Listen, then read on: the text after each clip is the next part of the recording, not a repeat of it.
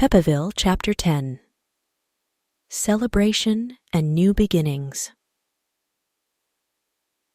After restoring the lost spring and saving the forest, Tina and her friends returned to Pepeville, where a grand welcome awaited them. The entire village gathered to celebrate their success and thank them for their bravery and determination. The village mayor, a wise and kind hedgehog named Mr. Prickle, organized a feast in their honor. "Thanks to all of you, our village and forest are safe again," he said with pride. The square was filled with music, dance, and laughter. The inhabitants of Pepeville prepared various delicacies and decorations to celebrate this special day.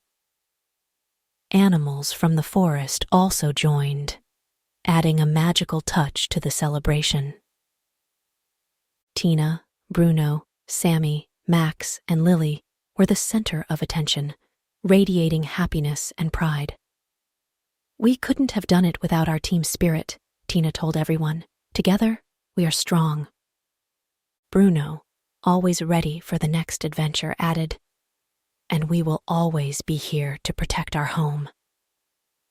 In the evening, as the celebration was coming to an end, Tina and her friends gathered at the edge of the forest, where their adventure began.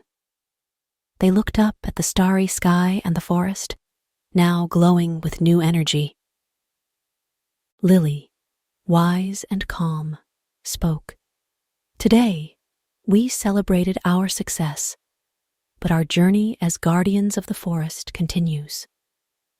Sammy, waving her bushy tail, said, "I know there will be many more challenges ahead, but I'm sure we can handle them together." Max laughed. "Every adventure with you is incredible."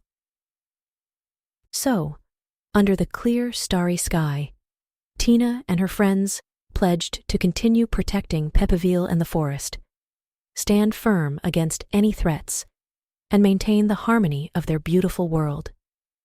In Pepeville and the magical forest, hope and renewal were felt, and all its inhabitants, big and small, knew they had heroes they could rely on. And Tina and her friends knew that it's not the size of the hero that matters, but the size of their heart